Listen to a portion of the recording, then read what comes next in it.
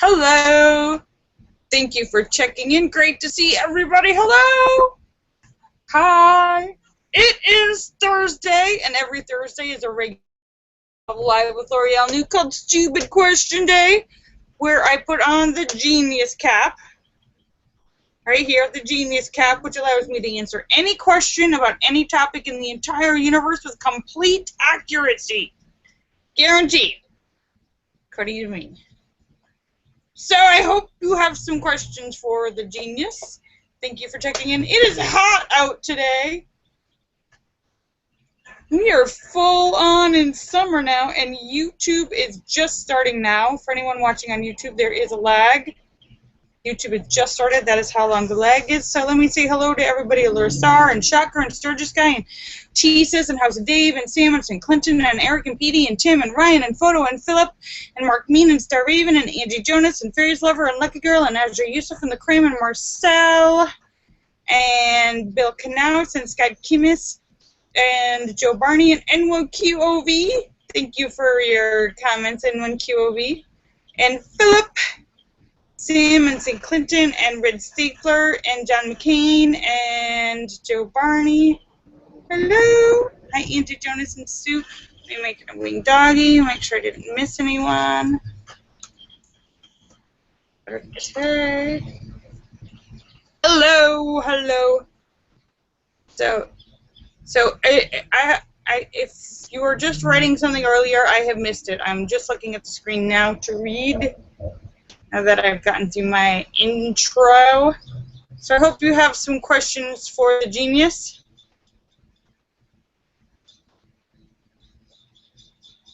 Marcel says, excellent question. Marcel says, how do blind people know when to stop wiping their butts? Well, excellent question, because most of us go until everything comes up clear on the toilet paper. However, I am told that when you've lost one sense, the other senses become much, much stronger. For instance, your sense of smell and your sense of touch be that much stronger. So while they may not be able to see how their progress is, they will be able to feel and smell their progress. My recommendation is that everyone have a bidet. That way you don't have to worry about whether or not you've missed a spot. For anyone who doesn't know what the bidet is in Europe and in France, they have it looks like a little toilet sink next to a toilet. So you do your business in the toilet, and then you go on the bidet, which is a little like butt sink. Bidet sounds better than butt sink, but that's basically what it is. So you can be fresh and clean every time you go. Toilet bidet, always the same way you wash your hands.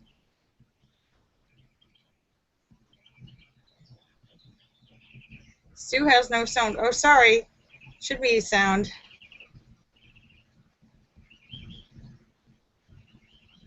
And David Jones says, age-old question, is it better to have loved and lost than never have loved at all? Of course! Of course!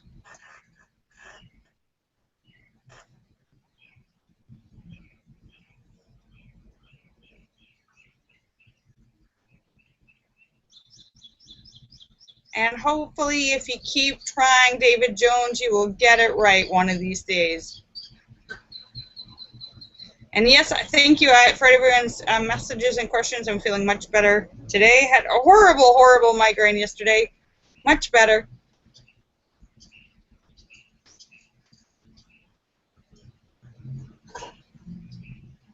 Marcel says you don't wash your hands at the restaurant. You just have to remember to use one hand for bathrooms and one hand for food. And there should never be any cross-contamination. Just remember, wait, well, what if you use the wrong one for the door handle or for shaking hands or wait. think you should wash your hands, and I think washing is a good extra measure. Even if you have the foolproof method of using one hand for each activity only, there's bound to be some mistakes. That sounds as reliable as the pull-out method. Yeah, nobody ever got pregnant that way. Ah! Oops! It's kind of effective 50% of the time.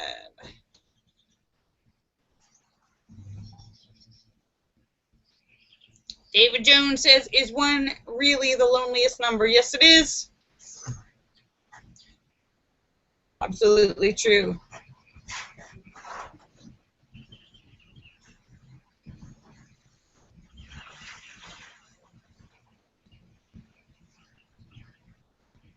Marcella says, would you rather eat 30 pounds of cheese or 10 full peanut butter jars with no water? But, you know, neither of them sounds like an extremely healthy option. Cheese or peanut butter. I personally am not a big fan of peanut butter, so I would pick the cheese. Though I don't really eat cheese that much either. I don't eat a lot of dairy products.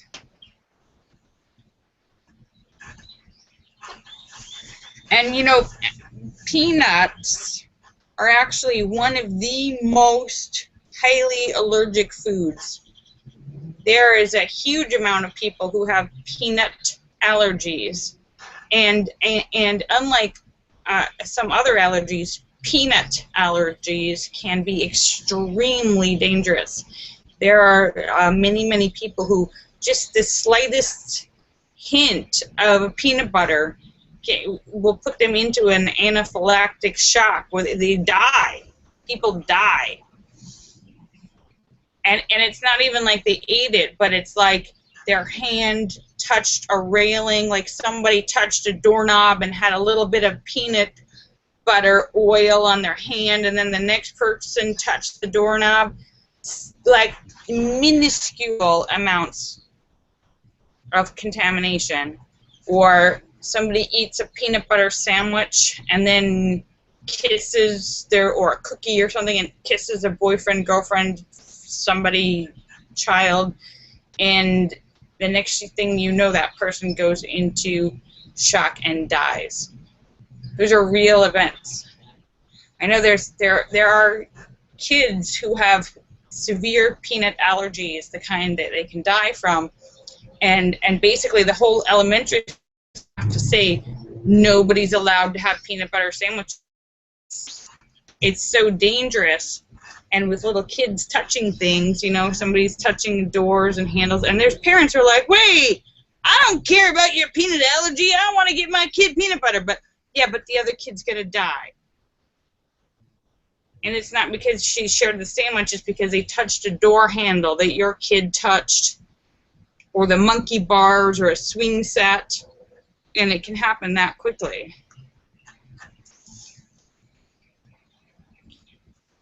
So that's a very dangerous allergy.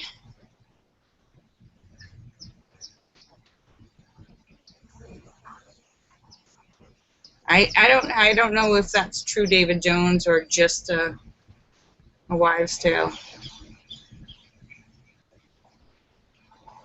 Tisa says, since there is a speed of light and a speed of sound, is there a speed of smell?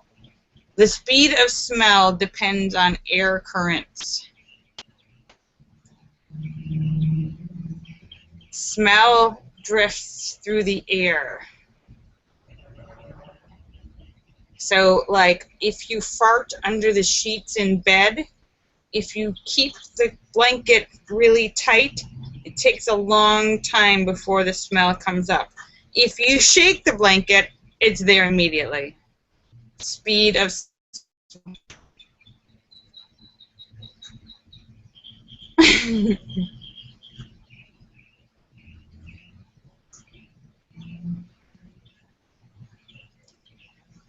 Yes.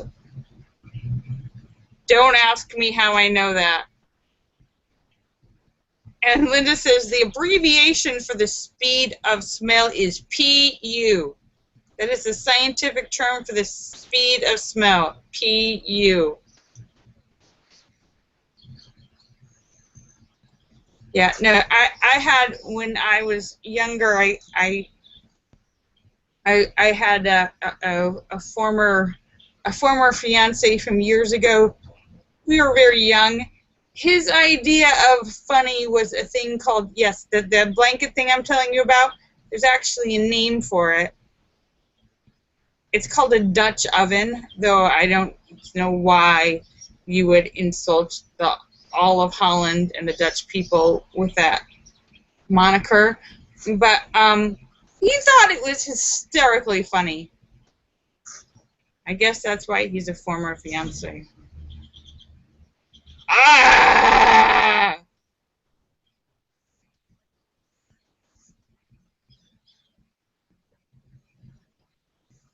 Marcel says, "What about the?" Yes, exactly, Marcel. Why would you thrust that moniker on Holland?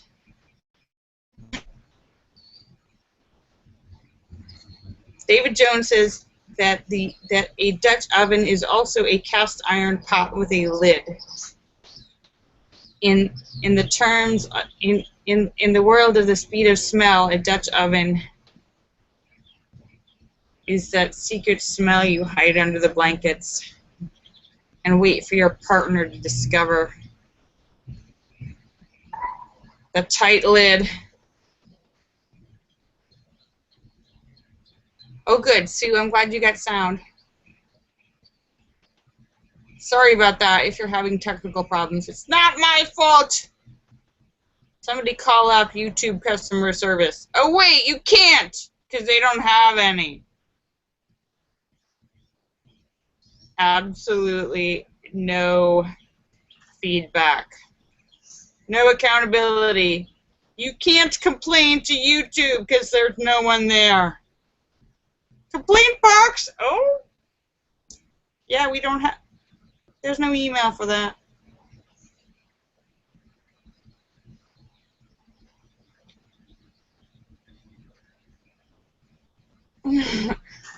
Tisa says, what are imitation rhinestones? Believe it or not, there is a thing that is a real thing. An imitation rhinestone. It's called a piece of plastic. Hi, Marcel.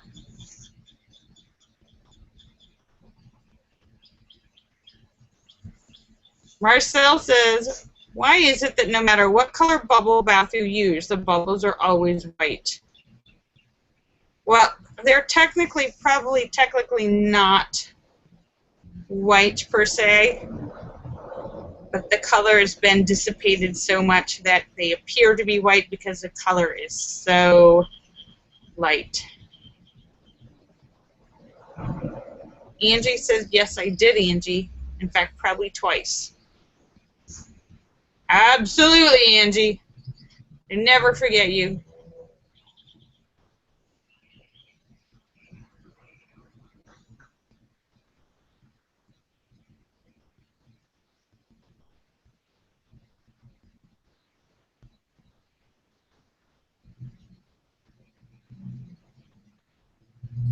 So, oh.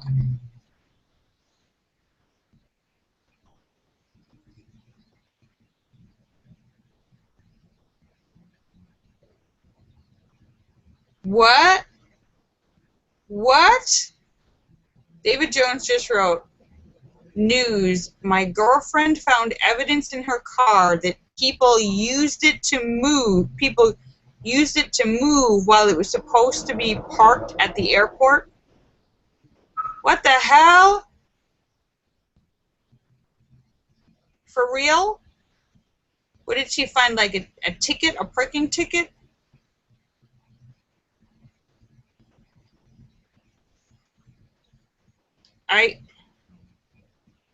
That is completely inappropriate and illegal. And if that's the case, she needs to really have a talk with the people who manage that parking facility.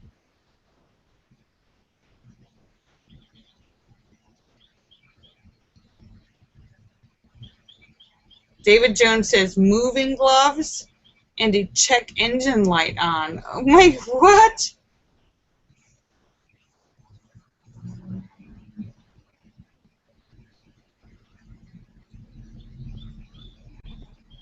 Yeah, that's pretty inappropriate and pretty illegal, I think. What if they got parking tickets or speeding tickets? Or like did something illegal or caused an accident? Oh, that's good, David Jones. Laura says, what are moving gloves? Gloves that you wear to move things in?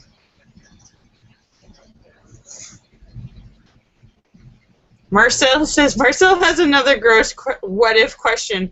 Would you rather lick a dead frog or eat a maggot? I think both of those two things are connected. I'm pretty sure if you lick a dead frog, you're going to end up eating a maggot at the same time. Ew! Stay away from road.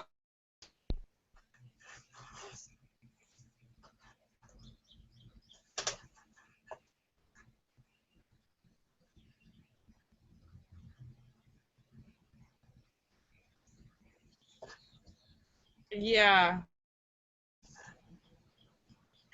Stay away from roadkill.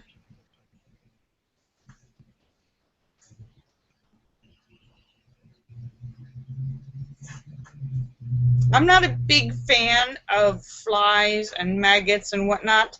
However, in the ecosystem of the world, they do play a part. You don't want to always eliminate all these things because they are the garbage collectors of nature. If there is a pile of something gross, dead, stinky, old, whatever, rotten, if you wait long enough, it will be completely, flies will take it all away. Flies and other bugs will clean it up eventually. But I don't want to lick any of them.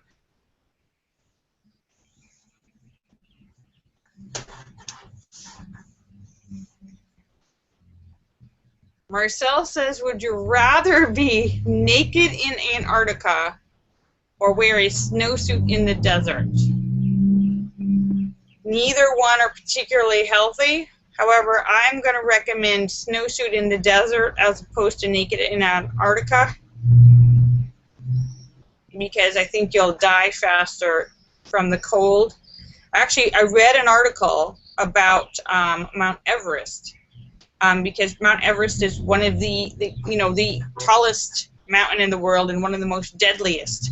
And over the past couple of hundred years, there's been many people, many expeditions up Mount Everest where people have died. And when people die up there, there's no emergency crew to get them down. They're dying in a place where you can barely walk out of yourself. So apparently there's like 150, there's a whole bunch of dead bodies on Mount Everest. Mount Everest is littered with dead bodies. People who died 100 years ago, 50 years ago, they're still there. And like somebody sat down too long, and the one guy, I read one story, it sounds so horrible. There was a cave and somebody had died there, and years later some other hiker is hiking up there and he decides to sit in that same cave to get out of the wind and everything, and apparently he sat there too long and his body froze. He wasn't dead, but he couldn't move. He was frozen stiff in a sitting position, and when other hikers came by later, they thought he was a dead body. They saw breath coming out of his mouth, and he was saying, "Please help me," but they couldn't. He was a solid block of ice. He died shortly afterwards. They were unable to help him. That is why you don't want to get naked in Antarctica. And not only are there dead bodies of people who died in Antarctica, died on Mount Everest, but also human waste, poo. The mountain apparently is covered with poo, and it's frozen solid, but it's not like Mount Everest melts and has a spring and things grow up. There's no bugs, there's no animals to clean it up, like I was talking about flies. Everything stays there. No, it doesn't warm up, it doesn't melt, it stays there frozen in perpetuity. The dead bodies, the poo, everything stays there. It's because it's like living in the freezer section.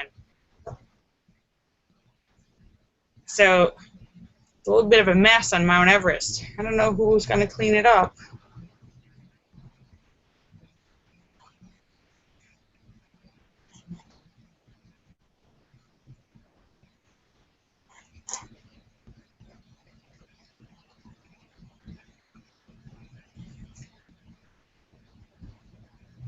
Angie says, who heard about what happened in New York today?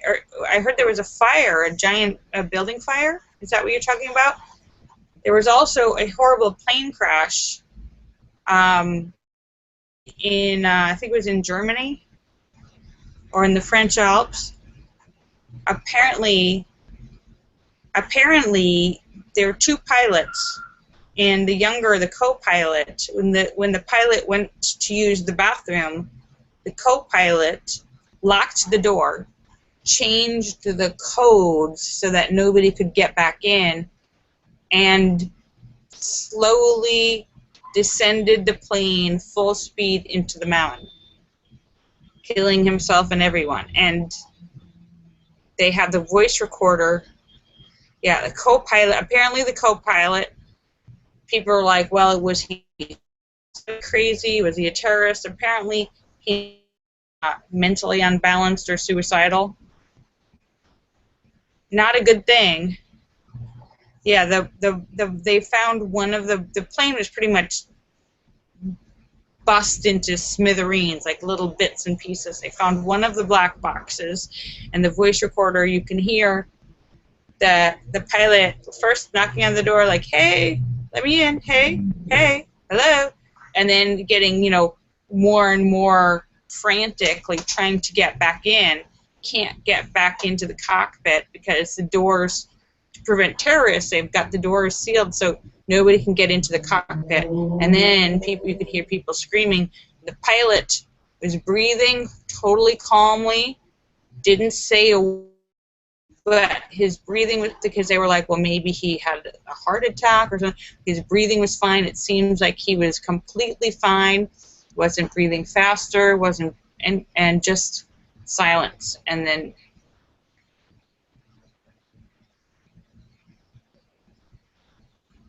oh, Sue says, building collapsed in the East Village.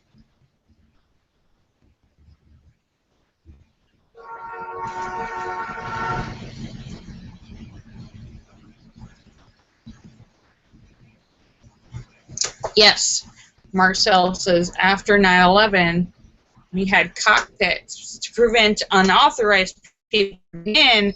They made cockpits safety, sealed so that nobody can force their way into a cockpit. However, now we see in this case that means that didn't work out so well.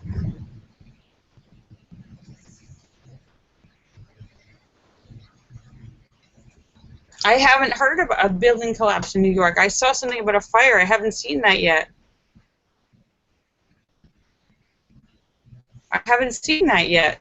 Sue and Angie. That's disturbing.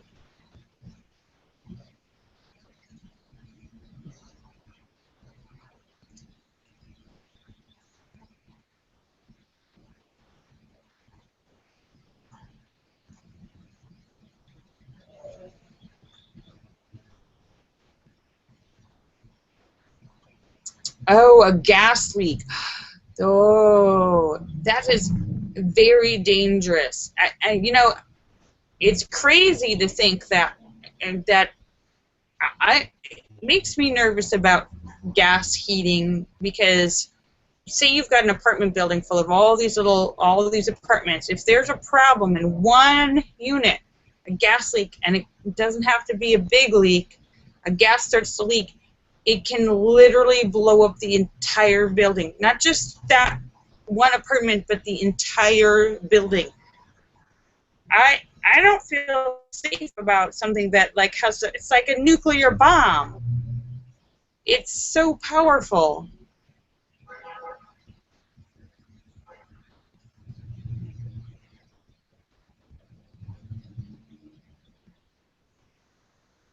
That's extremely troublesome to me.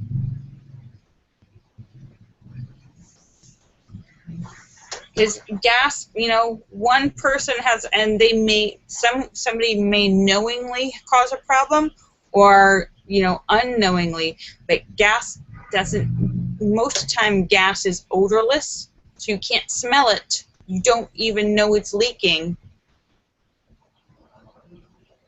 Very dangerous. Marcel says, would you rather publish your diary or make your most embarrassing moments? Definitely make a movie out of my most embarrassing moments. That would be awesome. Of course, that would require that I would have embarrassing moments, Marcel. And I can barely think of any. I mean, you look at somebody like me, can you imagine that I even have any embarrassing moments?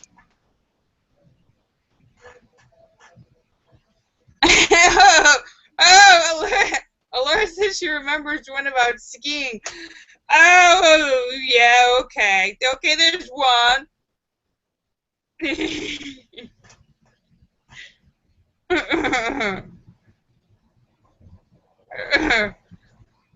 Definitely it's going to be an awesome movie. It's like a John Hughes movie. I'm Ducky.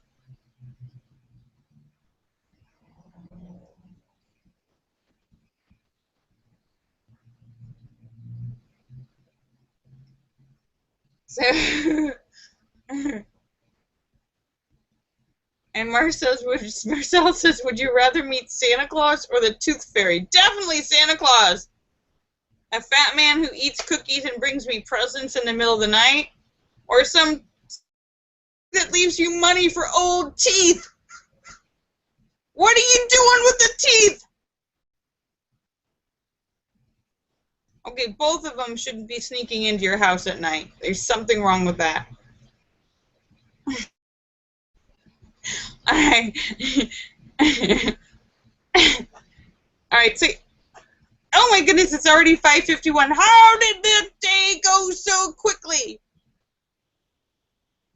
I want to thank you guys for an awesome stupid question day, and for bringing the truly stupid questions for the genius to answer. Thank you so much for your help and your participation. I will be back tomorrow for Funny Friday, where we share jokes to put everybody in a good mood for the weekend. Let me say goodbye to everybody. Allura Stardust Guy and Tesis and House of Dave and Sam and St. Clinton and Eric and Petey and Tim and Ryan and Photo and Philip and Mark Mina and Star Raven and Angie Jonas and Fairies Lover and Yusuf and the Cram and Marcel and Jim Dandy and Sturgis and House of Dave and Bill Knaus and Scott Kimmis and Joe Barney and N1QOV and Red Stapler and Wing Doggy. Thank you so much for checking in. Sam and Clinton, Sam and Phil, I hope you're both feeling well. Let me make sure I got everyone. All right, kisses for everybody. I love you. I love you. I'll see you tomorrow.